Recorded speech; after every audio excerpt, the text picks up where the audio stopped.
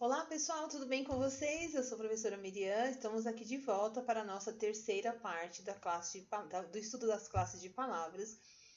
Hoje nós vamos dedicar este vídeo para os verbos. Os verbos que descabelam tanto as pessoas, eles merecem um vídeo somente para eles, tá bom? Então vamos lá. Hoje a gente vai falar um pouquinho sobre os verbos e vou tentar explicar aqui da melhor maneira que eu conseguir. Não é difícil, eu gosto muito de falar de verbos. Verbos, assim, eles têm uma certa dificuldade, se você parar para pensar nos irregulares, nos despectivos e tal. Mas em geral, os verbos não são difíceis. O que a gente precisa é de um pouquinho de paciência e resiliência para lidar com eles e entender que eles são parte essencial da nossa comunicação. Vamos lá então.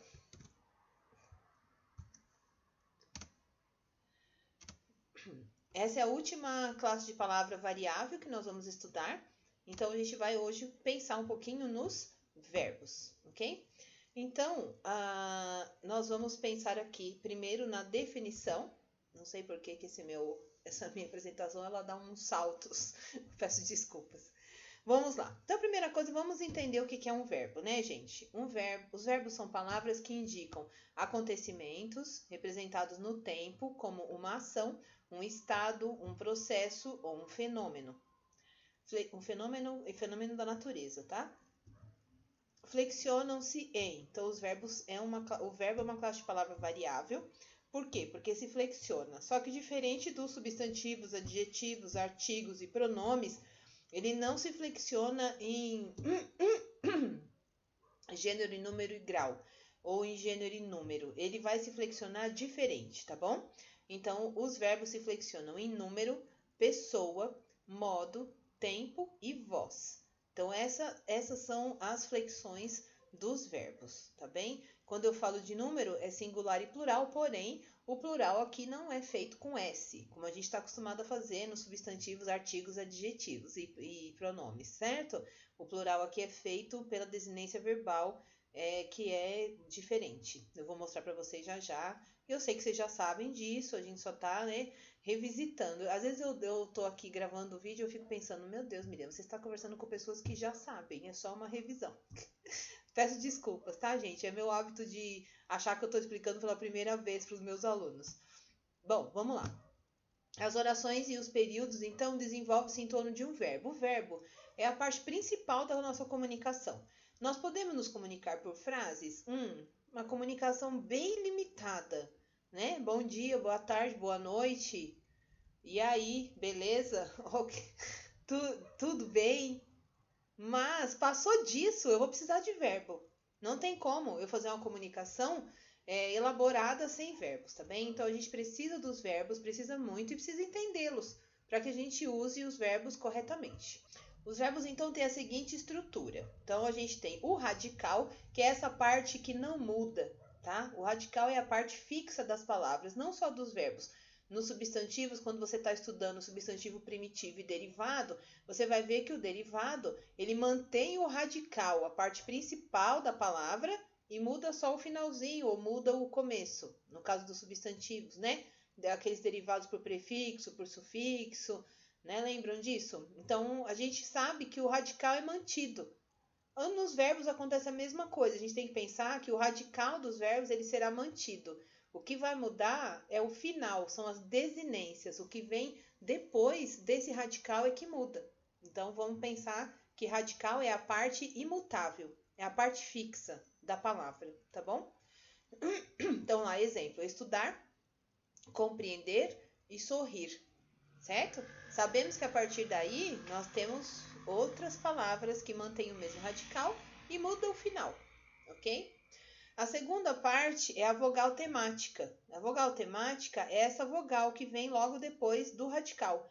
Estudar tem a vogal temática A, compreender tem a vogal temática E, sorrir tem a vogal temática I. Essas vogais temáticas é que indicam a que conjugação pertence esse verbo, se é a primeira, a segunda ou a terceira. Ok? Então, vogal temática, apesar de ser uma palavra assim um tanto estranha e talvez não tenha nem sido muito bem explicada para você durante as aulas, né? como não foi explicado para mim durante os meus anos de estudo no fundamental e no ensino médio, eu fui aprender bem depois isso, a gente sabe que não precisa, ela não traz dificuldades. Essa é a função da vogal temática, é indicar a que conjugação pertence esse verbo, tá bem? E a desinência. Então, quando o verbo está conjugado, ele ganha uma desinência, que é um pedacinho, depois do radical, depois da vogal temática, vem a desinência. A desinência é que indica o tempo, a pessoa e até o modo. Tá? A desinência pode indicar modo, tempo e pessoa. Eu coloquei ali tempo e pessoa porque são os mais óbvios, né? Quando a gente fala assim, estudamos muito para este concurso, sabemos que a pessoa é nós, primeira pessoa, né? E sabemos que pode ser pretérito perfeito e pode ser presente também. Nós estudamos. Ele compreendeu bem a matéria, ela compreendeu bem a matéria. Então, sabemos que se refere à terceira pessoa do singular e que o tempo é o pretérito perfeito, né? Eles sorriram quando viram seus nomes na lista de aprovados. Olha que legal. Eles ou elas sorriram quando viram seus nomes na lista de aprovados. Sabemos que se refere à terceira pessoa do plural e que está no passado, no pretérito perfeito. Então, essas desinências elas vão indicar para nós principalmente tempo e pessoa, né? E nesse caso, todos no modo indicativo, porque eu vou explicar isso já já, é o modo que indica fatos. Então, a gente vai falar primeiro aqui das conjugações. Então, lá na primeira tela, eu falei para vocês que a vogal temática indicava a que conjugação pertence o verbo. Então, vamos explicar o que é essa história das conjugações, tá bem? As conjugações, existem 3 conjugações, tá bom? Dos verbos. A primeira conjugação é dos verbos terminados em ar. Então, falar, andar, estudar, estar, todos os verbos terminarem em ar, você vai dizer assim, pertencem à primeira conjugação. E sendo regulares, conjugam da mesma maneira. Eu falo, eu ando, eu estudo. Eu falei, eu andei, eu estudei. Eu falarei, eu andarei, eu estudarei. Ok? Não vou botar o estar nessa conversa porque ele é irregular. Mas sendo regular, a conjugação indica o seguinte: todos os verbos vão manter o radical de cada um, mas a desinência serão idênticas para todos que terminarem em ar e forem regulares, ok? Segunda conjugação são os verbos terminados em er, né? Vender, escrever, ler, entender. E também o verbo pôr e seus derivados, compor, repor, dispor, ok? Por quê? Porque o verbo pôr antigamente se chamava poner. Ele mudou com o tempo. Não lembra que eu falei no outro vídeo que a língua é nossa, é dos falantes? Nós é que estamos no comando da língua? Então, a gente com o tempo foi perdendo o uso desse poner, né? Que parece até espanhol. E ele virou pôr. Virou pôr. E ninguém mais usou o poner. Ele foi mudando com as mudanças, enfim, com as reformas. Só que acharam por bem não fazer uma outra conjugação só para encaixar o verbo pôr e seus derivados, que são muito poucos, e deixaram ele enfiado aí na segunda conjugação mesmo. Isso dá um pouquinho de trabalho para nós, mas é só lembrar que o verbo pôr e seus derivados estão na segunda conjugação, tá bem? E a terceira conjugação para os verbos terminados em ir. Partir, sorrir, ir, explodir, expandir. Tudo isso pertence à terceira conjugação. Se vocês pararem para pensar, é bem fantástico, né? Que alguém tenha conseguido encaixar todos os verbos que existem numa língua em 3 conjugações. E daí facilitou a nossa vida de uma maneira que talvez vocês não tenham se dado conta ainda, mas eu vou explicar para vocês. Próximo item que a gente vai ver é a classificação dos verbos. Então, os verbos podem ser de alguns tipos, né? Eles podem ser regulares, irregulares, defectivos e abundantes. Os regulares são os mais fáceis, eles têm uma identidade, eles seguem um paradigma. Então, o paradigma da conjugação vai ser belezinha nos regulares. Então, você conjugou o falar, você conjuga o andar, o estudar, o cantar, tá tudo bem. Os irregulares já dão um pouquinho de trabalho, porque apesar de eles pertencerem às mesmas conjugações, a conjugação deles varia, ela não é fixa, ela vai variando. Por exemplo, o verbo estar, né? Então, se eu digo assim, eu falo, eu canto, eu ando, eu estudo, todos na primeira pessoa aí no presente terminaram com o. O estar não, o estar termina com ou. O ser também, o ser não vai ser igual o escrever, o ler, o entender. Entenderam isso? Então, irregulares, eles têm algumas dificuldades porque a forma de conjugar varia um pouquinho. Os defectivos são os verbos que a gente diz que têm defeitos de conjugação, tá? O que significa dizer isso? É que eles nem sempre têm conjugações na primeira pessoa, às vezes não tem nem na primeira, nem na segunda, nem na terceira, só vai ter primeiro do plural. Então, a gente vai ver aqui alguns exemplos disso mais pra frente, tá bom? Então, vamos começar pelos regulares. Então, os verbos regulares, eles têm esse paradigma, né, da conjugação. Então, falar, vender e partir, por exemplo, eu falo, eu vendo, eu parto. Tu falaste, tu vendeste, tu partiste. Não tem nenhuma dificuldade com relação a esses verbos, que eles são regulares. Você vai, tanto faz, na hora que você for conjugar, vai dar tudo certo, tá bom? Então, o falar vai conjugar igual cantar, igual estudar, como eu disse, igual andar. O vender vai conjugar igual escrever, igual ler, igual o entender, igual beber, igual comer. O partir também vai conjugar igual o sorrir, igual o expandir, mas não vai conjugar igual o ir. O ir já é outra conversa, tá? E o ir entra na segunda classificação, que é o verbo irregular. Eles não seguem esse paradigma de conjugação e eles vão ter irregularidades tanto no radical quanto nas desinências. Então, os irregulares, eles vão quebrar essa regra de que o radical tem que estar sempre igual, tá bem? Então, o verbo ir e o verbo ser, por exemplo, se você for conjugar com segunda pessoa tu, o ir é tu vais e o ser é tu és. Então, não tem, eles não mantêm uma sequência, né? Se você pensar no verbo ir, eu vou, tu vais, ele vai, nós vamos, vós ides, eles vão. Veja que no vós muda totalmente até o radical do verbo. Então, por isso, irregular, tá bem? Defectivos são os verbos que não são conjugados em determinadas pessoas, tempos ou modos. Abolir, falir, reaver, por exemplo, não se conjugam na primeira pessoa do singular. Aliás, o abolir na primeira, nem na segunda, nem na terceira, tá? Porque não existe eu abolo, nem eu falo. Eu falo é do verbo falar, não do verbo falir. Então, a gente tem essas dificuldades aí. Por isso, defectivos, eles têm defeitos de conjugação, entre aspas, porque não são defeitos. Muito bem. E a última classificação deles são os verbos abundantes. Esses abundantes, eles chamam abundantes somente por uma razão.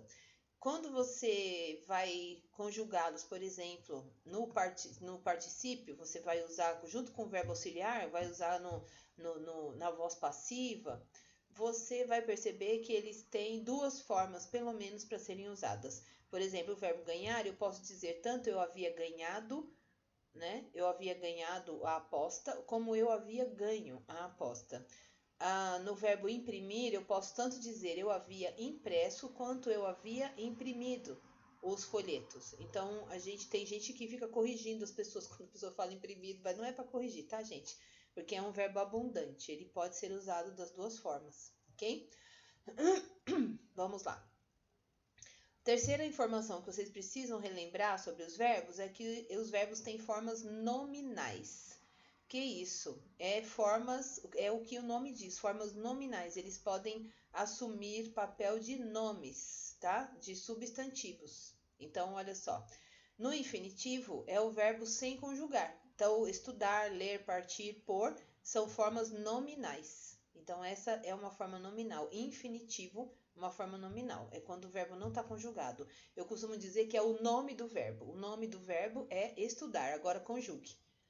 Certo? Então, infinitivo.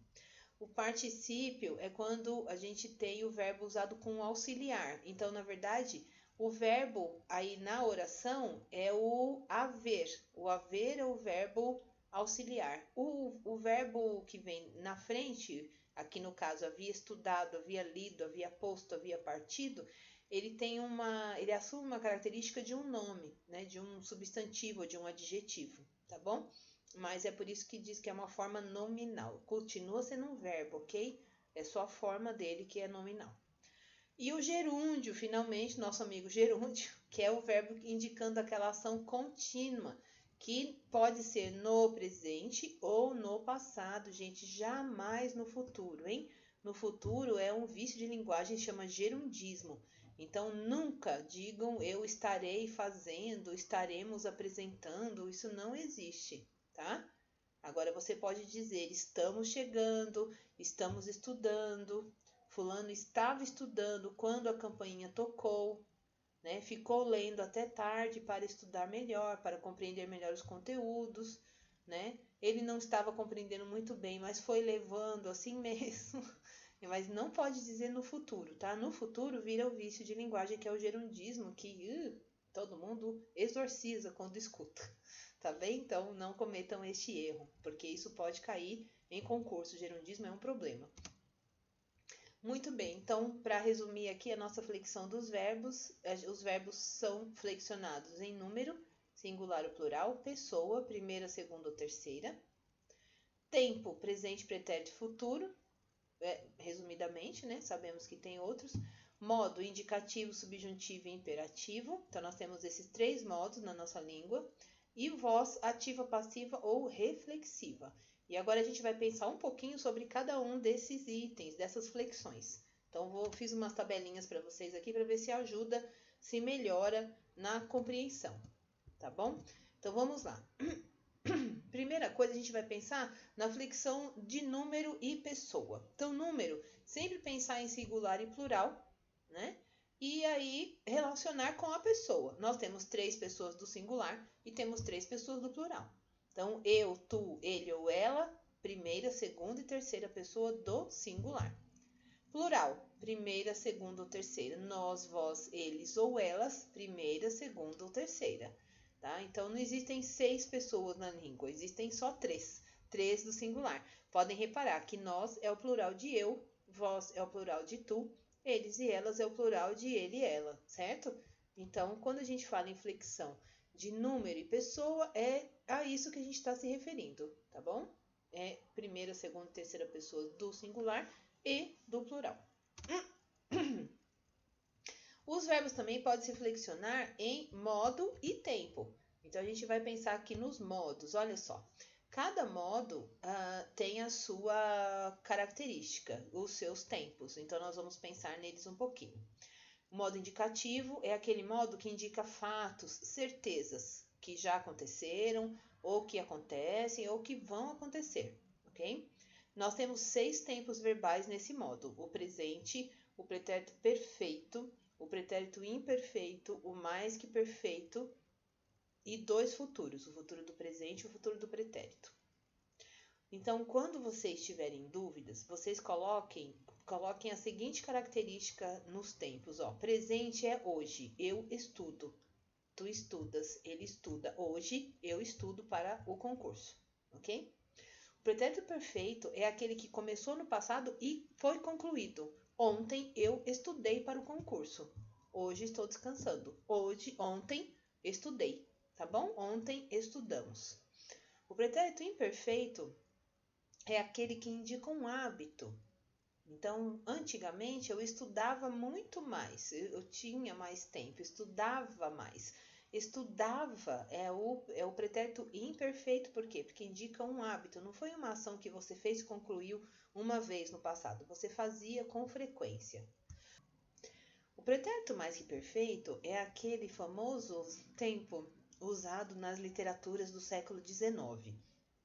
Dificilmente você vai encontrar, começo do século XX ainda tudo bem, dificilmente você vai encontrar hoje uma literatura que usa o pretérito mais perfeito, mas todos os livros do Machado de Assis, por exemplo, temos pretérito mais perfeito, né?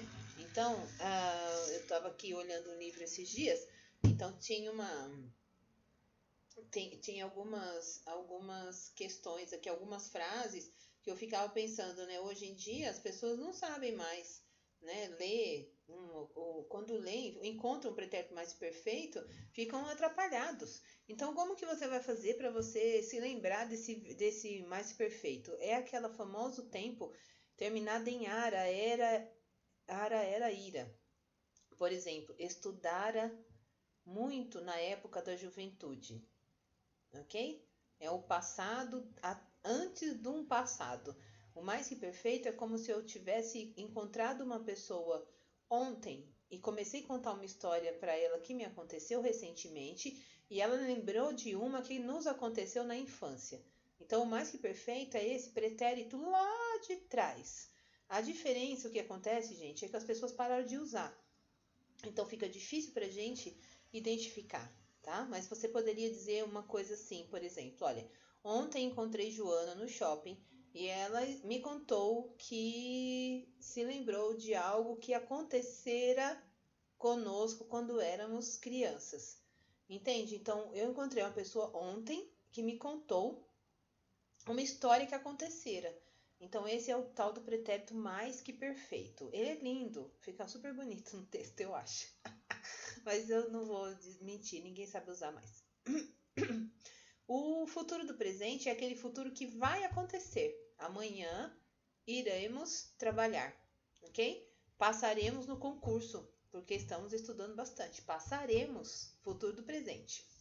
Futuro do pretérito é aquele futuro que não vai acontecer porque foi prejudicado por algo que atrapalhou. Então, por exemplo, fulano passaria no concurso se tivesse estudado com mais dedicação. Fulano passaria no concurso se tivesse mais tempo para estudar. Esse passaria é essa possibilidade que não se concretizou porque alguma coisa atrapalhou, tá bem? Então, o futuro do pretérito é isso, é um futuro que ficou preso lá no pretérito. Alguma coisa que aconteceu no passado atrapalhou a realização desse futuro. Futuro do presente não, é o que vai acontecer. Vocês passarão no concurso, certo? Muito bem. Modo subjuntivo. Ele não indica fatos nem certezas, ao contrário, ele indica hipóteses. Então, no presente, que desejo que vocês passem no concurso. Que passem é um modo presente do subjuntivo. Eu não tenho como afirmar que todos passarão, mas eu desejo que você passe. Então, que passe é um modo subjuntivo, é um desejo, indica uma hipótese, né? Um desejo. O pretérito imperfeito é aquele que eu brinco com os alunos que é o melô do arrependido. Ah, se eu soubesse. Ah, se eu tivesse estudado mais. Ah, se eu pudesse voltar no tempo. Ah, se tudo fosse diferente. Né? Então, o pretérito imperfeito subjetivo tem essa característica, é esse empecilho. Se tivéssemos estudado mais, hoje seria mais fácil passar no concurso. E é interessante vocês observarem que o pretérito imperfeito do subjuntivo, ele anda junto com o futuro do pretérito do indicativo. Observa a frase. Se nós tivéssemos estudado mais ou há mais tempo, passaríamos no concurso. Tá vendo? O pretérito imperfeito do subjuntivo anda coladinho com o futuro do pretérito do indicativo. São as coisas que não se concretizam, não se concretizaram ou não se concretizarão porque houve um impedimento ali, tá? E o futuro do subjuntivo também indica um desejo, uma hipótese, né? Quando você passar no concurso, lembre-se de mandar um e-mail e me dizer, me contar que eu vou ficar muito feliz. Quando você realizar seu sonho, comemore, certo? Então, quando fizer, quando passar, quando disser, futuro do subjuntivo. Ainda não é um fato. É quando acontecer é que você vai conseguir se localizar aí na situação. Tudo bem, pessoal? O último modo, que é o modo imperativo, indica uma ordem, um conselho ou um pedido. Ele não tem tempo, porque eu só posso dar uma ordem, um conselho ou um pedido no momento da minha fala. Então, obviamente, não tem como dividir em tempo, né? Eu não dou uma ordem ontem, não, se eu tivesse uma máquina do tempo, que não é o caso ainda. Ah, se eu tivesse. Então, o que a gente vai pensar? Estude para o concurso. É preciso estudar. Estude. Estude se você quiser passar. Tá vendo? É um conselho que eu tô dando. É um conselho que eu estou dando a vocês. Então, eu estou no imperativo, né? Isso eu brinco que é o modo mais utilizado por mães e professoras. Não faça isso. Faça silêncio. Fique quieto. Não suba aí, né? Esse é o modo imperativo. São os nossos pedidos, nossas ordens, nossos conselhos, né? Então, professora e mãe dominam esse modo imperativo, né? Ele pode ser negativo ou afirmativo. Estude, dedique-se, contribua, denuncie, vacine-se, afirmativo. Ele também pode ser negativo. Não faça isso, não diga tal coisa, não seja negacionista, certo? Então a gente tem aí afirmativo e negativo. Uma outra flexão dos verbos que dá um pouquinho de dor de cabeça para os estudantes é a história da flexão de voz, né? Nós sabemos que temos aí as vozes ativa, reflexiva e a voz passiva na hora de construir a oração. A gente sempre diz o seguinte, como professor de português, eu digo sempre, prefiro uma voz ativa, que é sujeito, verbo, complemento. É a melhor maneira de você se comunicar e você evita de errar. Ok? Mas é fato que, como nós temos várias situações de comunicação, às vezes queremos fazer diferente, não é? Mas prestem atenção quando forem usar voz passiva para não errarem na concordância, ok? Então vamos lá. Na voz ativa, o sujeito pratica a ação do verbo, é o sistema sujeito, verbo, complemento. Maria chegou tarde. Pronto, Maria é o sujeito, chegou é o verbo, ok, tá bom? Nós estudamos para a prova. Nós é o sujeito, estudamos, ok, é o verbo, para a prova, o complemento do verbo, tudo bem, certo? A voz reflexiva é quando eu pratico e sofro a ação ao mesmo tempo. Maria penteou-se diante do espelho, então ela se penteou, ela penteou-se, né? Ela penteou a si mesma, então reflexiva por isso, tá bom? Tem uma outra reflexiva que chama recíproca, que é abraçaram-se. Abraçaram-se é uma voz reflexiva recíproca. Duas pessoas abraçaram-se a si mesmas, beleza? A voz passiva, ela pode ser analítica ou sintética. Se ela for analítica, ela vai usar dois verbos, um verbo auxiliar e um verbo no particípio. Então, a ação do verbo nesse caso é sofrida pelo sujeito. Maria foi penteada por João. Então, o João foi lá e penteou a Maria. Maria foi penteada por João. Ok? Então, foi é o verbo auxiliar.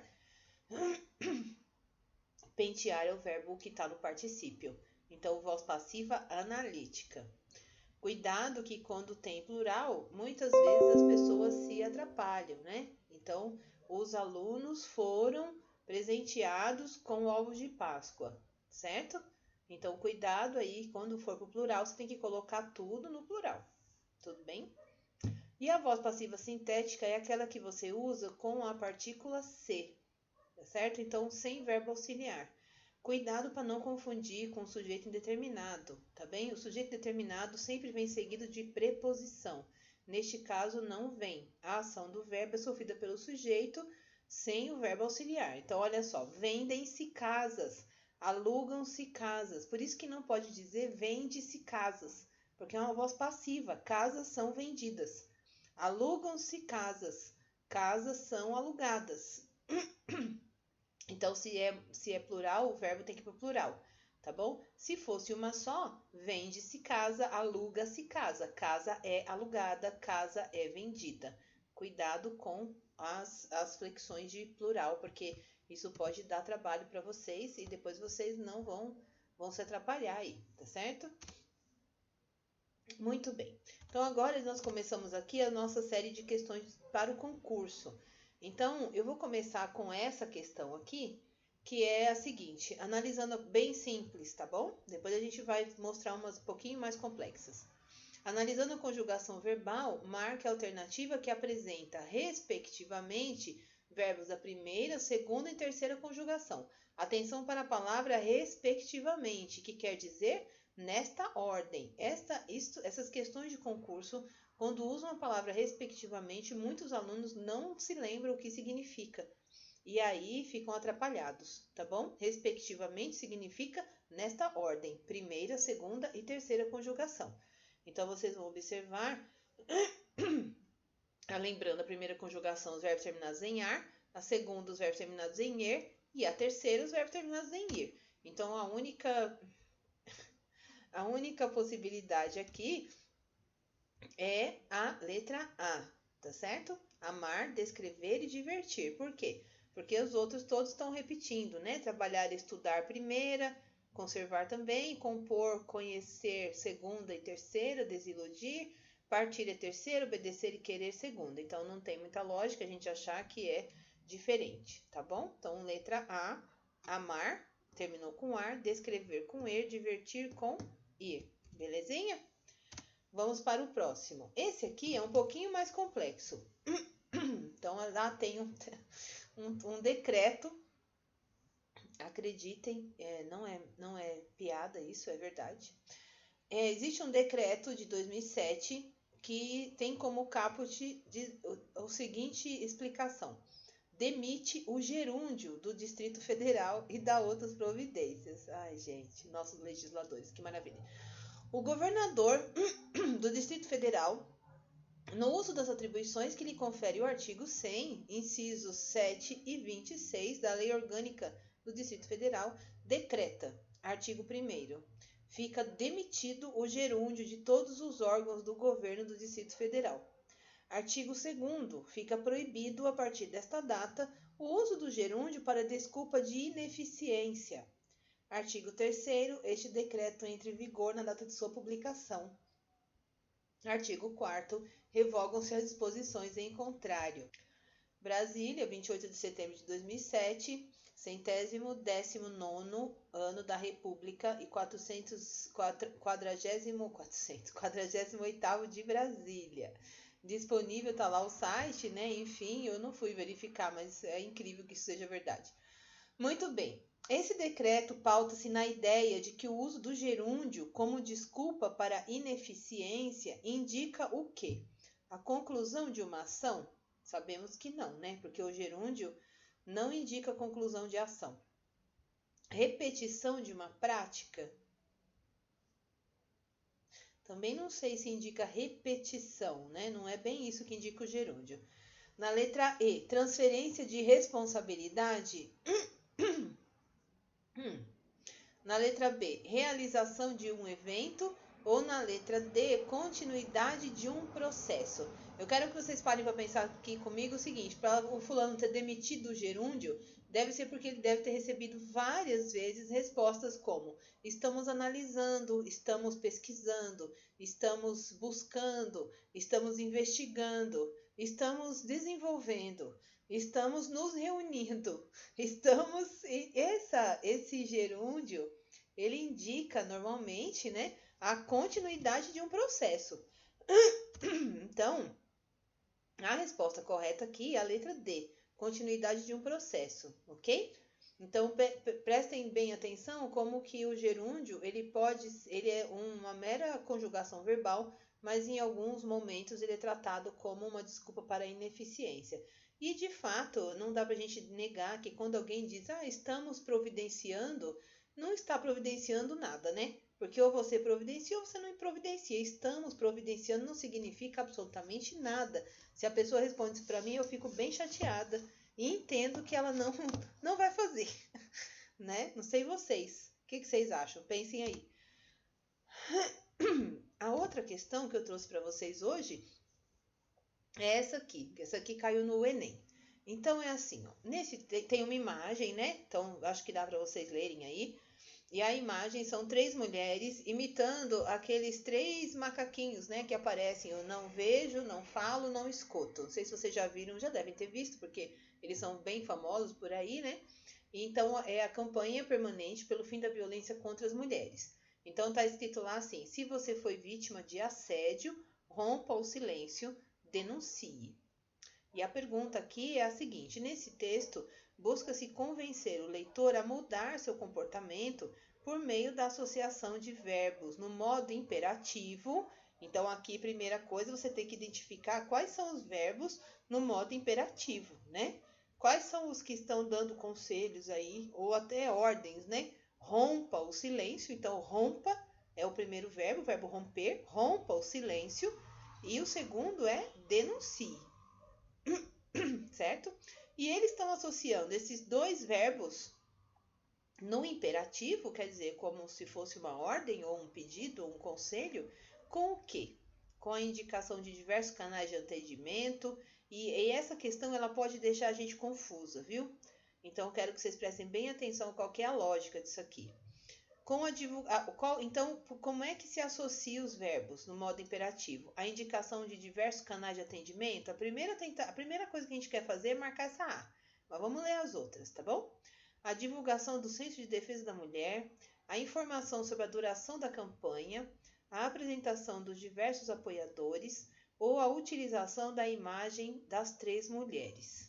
Então, vocês vão notar o seguinte, prestem atenção na pergunta. Busca-se convencer o leitor a mudar o seu comportamento por meio da associação de verbos no imperativo a que.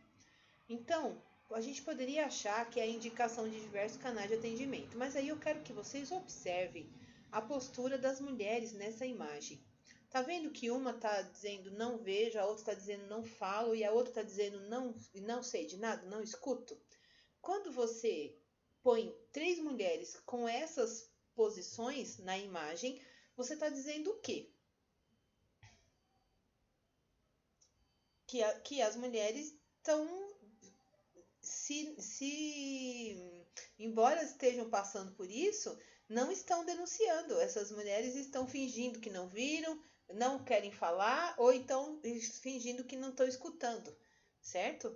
Então, quando a gente pensa sobre essa imagem, a gente vai entender que a única resposta possível aqui é a associação dos verbos no imperativo à utilização da imagem das 3 mulheres na posição desses macaquinhos que eu falei para vocês, que é o não vejo, não falo, não escuto, tá? Que é a posição de alguém que não se coloca, que finge que não está acontecendo nada, ok?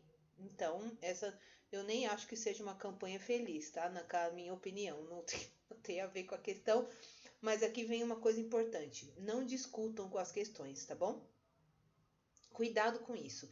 Mesmo quando você não concordar com o texto, por exemplo, eu bati o olho nessa campanha, eu não gostei dessa campanha, tá certo? Porque as mulheres, elas não fingem que não vê, elas não falam e elas fingem que não estão escutando, não é porque elas querem, né? A gente sabe que não é fácil denunciar assédio. Você tem que provar. E na hora de provar, em geral, a gente é tratado como doida, certo? Apesar da minha crítica a essa campanha, eu tenho que focar na pergunta, porque se eu focar na minha crítica, eu vou errar, tá bom? Então, cuidado com isso, não discutam com as questões, não concorda, mas mesmo assim você vai se concentrar e vai tentar responder da melhor maneira que você puder. Não discuta com a prova, porque você vai errar. A outra questão que eu trouxe para vocês é a seguinte, era um texto aqui e desse texto passava a ter algumas questões aí. Então, o texto é o seguinte, e-mail no ambiente de trabalho.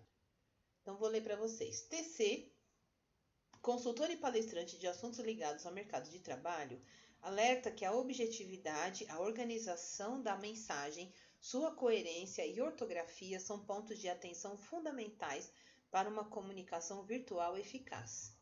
E, para evitar erros e falta de atenção, para evitar que erros e falta de atenção resultem em saias justas e situações constrangedoras, confira 5 dicas para usar o e-mail com bom senso e organização. Responda às mensagens imediatamente após recebê-las. Programe sua assinatura automática em todas as respostas e encaminhamentos. Ao final do dia, exclua as mensagens sem importância e arquive as demais em pastas previamente definidas. Utilize o recurso de confirmação de leitura somente quando necessário. E evite mensagens do tipo corrente. Importantes dicas para todos nós, né, gente? Eu gostei desse texto. E a questão aqui era a seguinte, o texto apresenta algumas sugestões para o leitor.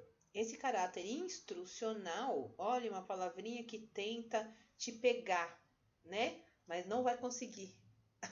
Tá certo? O caráter instrucional de um texto simplesmente quer dizer que esse texto tem o objetivo de instruir, de te dar dicas, de te educar, de te dar instruções, ok? Não se percam nos nomes difíceis. Esse caráter instrucional é atribuído principalmente pelo emprego do modo verbal imperativo, como em responda e programe, das marcas de qualificação do especialista, como consultor e palestrante, de termos específicos do discurso no mundo virtual, de argumentos favoráveis à comunicação eficaz ou da palavra dica no desenvolvimento do texto. Muito cuidado aqui, que muita gente vai ficar tentada a marcar essa letra E da palavra dica no desenvolvimento do texto, porque vai associar dica com a palavra instrucional, certo? Cuidado com isso, tá? O caráter instrucional desse texto não é por causa da palavra dica, mas sim por causa do uso do modo imperativo, como em responda, programe, exclua, utilize, evite, ok? Então prestem atenção, o modo imperativo ele tem como função dar ordens, conselhos, fazer pedidos e, portanto, ele vai estar em textos publicitários, compre já, ligue agora mesmo, faça já o seu cadastro, acesse nosso site, tá vendo? Essas são na publicidade. E nos textos instrucionais, como o manual de instrução, por exemplo. Não, passou uma moto, era super barulhenta aqui. Como os manuais, por exemplo, né? Então, quando você compra alguma coisa e vem um manual, o que que diz lá? Então, primeira coisa, antes de utilizar o seu celular, coloque para carregar por 12 horas. Olha aí, é um imperativo, coloque o celular para carregar por 12 horas, né? Então, os textos instrucionais têm por característica o uso dos verbos no modo imperativo, tá, gente? Cuidado aí para vocês não se embananarem, belezinha? Agora a gente vai para outra questão, que é a seguinte. Atualmente, então tem um texto, Novas Tecnologias, deixa eu começar de novo. Tem um texto chamado Novas Tecnologias, a gente vai ler o texto e como ele era muito longo, as questões estão na próxima página, mas eu quero que vocês prestem atenção nas palavras que estão em negrito, tá bem? Então, o texto chama assim, Novas Tecnologias. Sei que muitos de vocês vão concordar com esse texto aqui, porque eu concordo em parte com ele também. Atualmente, prevalece na mídia um discurso de exaltação das novas tecnologias, principalmente aquelas ligadas às atividades de telecomunicações. Expressões frequentes como o futuro já chegou, maravilhas tecnológicas e conexão total com o mundo fetichizam novos produtos, quer dizer, tornam esses novos produtos fetiches, né? Coisas que desejamos ter. Um fetiche é alguma coisa que é elevada à categoria de desejo. Eu preciso. Por que as pessoas fazem fila para comprar um iPhone? Porque existe uma fetichização do iPhone, certo? Porque não tem lógica a pessoa ficar dormindo numa fila para comprar um celular. Isso se deve à fetichização das coisas, dos produtos que a gente tem por aí, transformando-os em objetos do desejo de consumo obrigatório. Por esse motivo, carregamos hoje nos bolsos, bolsas e mochilas o futuro tão festejado. Todavia, não podemos reduzir-nos a meras vítimas de um aparelho midiático perverso ou de um aparelho capitalista controlador. Há perversão, certamente, e controle, sem sombra de dúvida. Entretanto, desenvolvemos uma relação simbiótica de dependência mútua com os veículos de comunicação, que se estreita a cada imagem compartilhada e a cada dossiê pessoal transformado em objeto público de entretenimento. Vemos isso todo dia, né, gente? Nas redes sociais, o povo até na separação dos casais, as pessoas hoje em dia se metem. Não mais como aqueles acorrentados na caverna de Platão. Somos livres para nos aprisionar por espontânea vontade a esta relação sadomasoquista com as estruturas midiáticas, na qual tanto controlamos quanto somos controlados, certo? Porque dizer que a gente, por exemplo, o controle remoto está na sua mão, você assiste se quiser, é uma maneira de dizer que você tem o controle, mas ao mesmo tempo nós também somos controlados e muitas vezes é difícil você usar o controle remoto para mudar o canal ou mudar de atividade, porque certas coisas nos seduzem, né? Esse é o caráter do fetiche. Então, eu quero que vocês prestem bem atenção nessas palavras que estão aí em negrito. Olha, carregamos hoje nos bolsos, não podemos reduzir-nos, desenvolvemos uma relação simbiótica. Então, simbiótica é quando eu dependo de você, você depende de mim, né? Simbiose.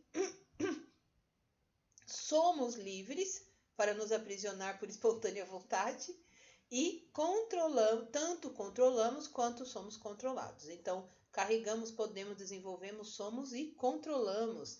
E vamos ver por que eu pedi para vocês prestarem atenção nessas palavras. Porque a questão é a seguinte: ao escrever um artigo de opinião, o produtor precisa criar uma base de orientação linguística que permita alcançar os leitores e convencê-los em relação ao ponto de vista defendido. Diante disso, nesse texto, a escolha das formas verbais em destaque objetiva o quê? Então, vamos de novo, ó. Ao escrever um artigo de opinião, o produtor precisa, quer dizer, o autor, né, precisa criar uma base de orientação linguística, ignora essa expressão, porque isso é só para te confundir, que permita alcançar os leitores e convencê-los com relação ao ponto de vista defendido. É aqui que está a questão. Como é que o autor desse texto pretende alcançar os leitores e nos convencer com relação ao ponto de vista que ele defende? Eu tenho certeza que a maioria de vocês, enquanto eu lia, pensava, isso mesmo, eu concordo, é assim mesmo, é isso que está acontecendo. Então, tem uma estratégia aí que tem a ver com essas palavras que estão em destaque. E a pergunta é essa: diante disso, nesse texto, a escolha das formas verbais em destaque objetiva o quê? Criar uma relação de subordinação entre leitor e autor, já que ambos usam as novas tecnologias? Ele não está querendo nos subordinar, né? Nos tratar como subordinados. Não acho que seja isso também. Enfatizar a probabilidade de que toda a população brasileira esteja aprisionada às novas tecnologias. Ele não é tão abrangente assim, não fala de toda a população brasileira, né? Ele fala nós podemos, nós devemos, nós desenvolvemos, mas ele não diz que é todo mundo, certo? Letra C. Indicar de forma clara o ponto de vista de que hoje as pessoas são controladas pelas novas tecnologias. Ele fala isso, de que a gente é controlado, mas que também a gente controla. Então, o ponto de vista dele não é esse. Né, exatamente. Tornar o leitor copartícipe do ponto de vista de que ele manipula as novas tecnologias e por elas é manipulado. Copartícipe. O que significa essa palavra, né? Copartícipe é uma pessoa que participa, que coopera, que colabora, que corrobora esse ponto de vista. Tornar o leitor um parceiro, uma pessoa que concorda com o ponto de vista de que ele manipula as novas tecnologias e por elas é manipulado, ok? Ou na letra E, demonstrar ao leitor sua parcela de responsabilidade por deixar que as novas tecnologias controlem as pessoas, né? Ele não faz isso, não joga para nós a nossa parcela de responsabilidade, não para nós leitores, né? Ao contrário, observem, se você reparar no texto, quando ele diz carregamos, podemos, desenvolvemos, somos, controlamos, usar a primeira pessoa do plural é se colocar junto conosco, junto com o leitor na situação. Então, a única alternativa possível aqui é a alternativa D, que ele torna a gente copartícipe, participante, conjunto com ele desse ponto de vista. Tanto é que nós somos facilmente convencidos do que ele está dizendo. Quando ele usa nós, né, o nós ele traz uma cumplicidade ali. Então veja que interessante. Uma forma verbal simples, não tem grandes elaborações. Basta usar a primeira pessoa do plural e você se sente parte do universo. Certo? Então, muito bem. Agora a gente vai para nossa próxima questão. Eu peço desculpa que hoje essa aula tá ficando longa, eu trouxe muitas questões, vão assistindo devagar, tá bom? Nossa próxima questão é: leia as assertivas e assinale a alternativa correta quanto às vozes verbais. Ah, essa é a última questão. Eu não podia deixar de falar de voz, porque voz dá um pouquinho de trabalho. Então vamos pensar aqui um pouco, tá? Comigo. Então tem algumas afirmações aqui quanto às vozes verbais. Na voz ativa, o sujeito é agente, certo? Certo. Na voz ativa, o sujeito pratica a ação do verbo. O sujeito é agente da ação do verbo. Muito bem. Aí você tem lá, apenas um está correta. Vamos ver as outras. A voz passiva pode ser analítica, sintética ou reflexiva.